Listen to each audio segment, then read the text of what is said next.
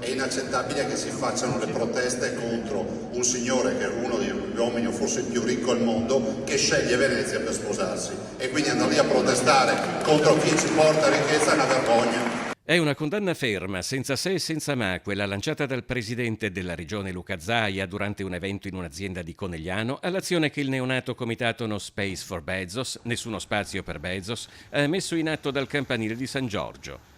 Nel mirino il matrimonio da 1001 notte che il proprietario di Amazon festeggerà a Venezia tra il 24 e il 26 giugno.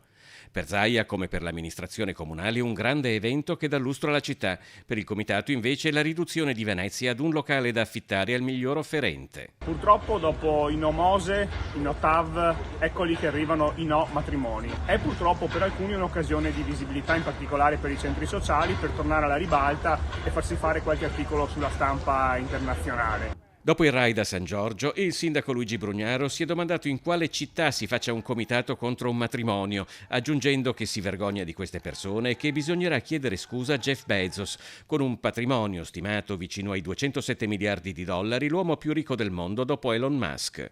A Bezos i manifestanti contesteranno sia la gestione aziendale dei dipendenti che gli appoggi politici negli Stati Uniti, una protesta inutile nel migliore dei casi, se non peggio, secondo l'assessore al turismo Simone Venturini. Non porta nulla a Venezia se non danno d'immagine.